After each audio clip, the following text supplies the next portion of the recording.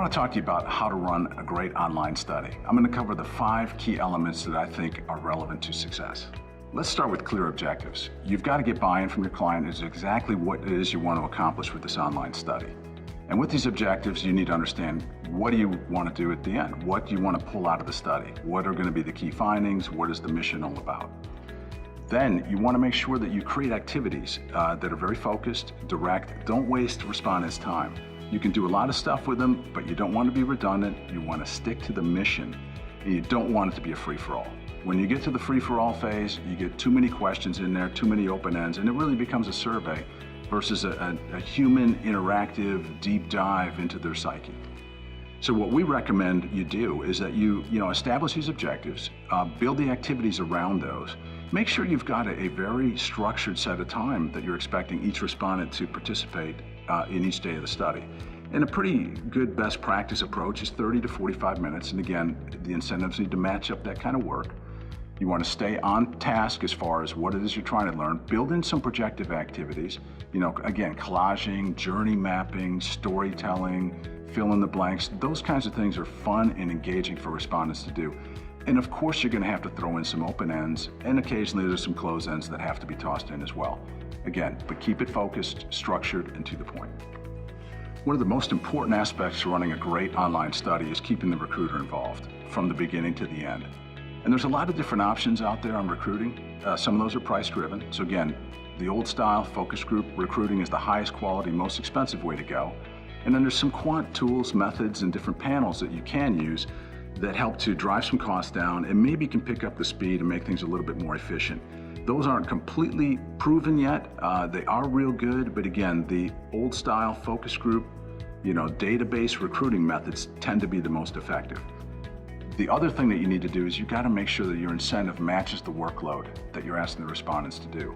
So for instance, if you're asking them to do a 3-day study that's going to take about 30 minutes per day, you probably want to look at that as, somewhere around, $100. A good rule of thumb is to say $1 per minute of expected time expended against the study. You throw in a store trip, you want to give them a little bit more money, maybe $25 to $50 more. So again, incentive needs to match the workload. If you try to go cheap and go on a point system, you're not going to get the level of connectivity that you will get on a real straightforward cash payout incentive.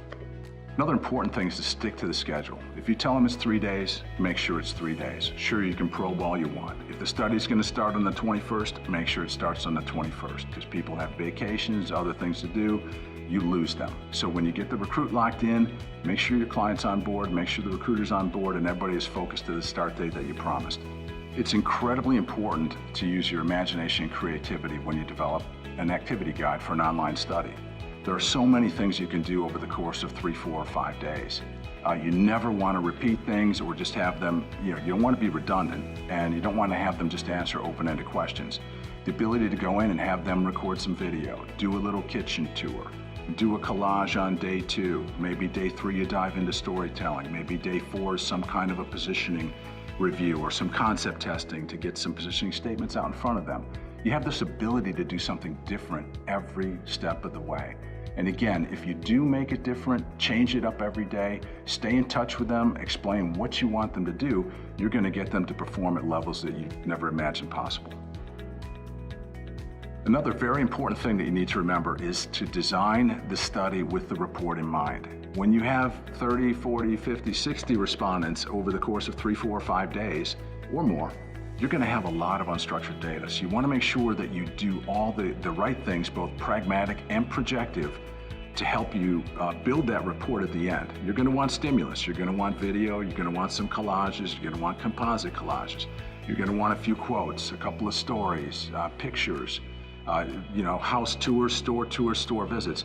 So again, don't overload it to the point that you can't get through all this unstructured data. You'll make it harder on the respondent if you give them too much to do. And again, remember, at the end of the day, it's going to make it harder on your analysis and your report building if you do too much. So design with the report in mind and understand that you're going to have a very large amount of unstructured data. You want to manage that so you can get through it without killing yourself.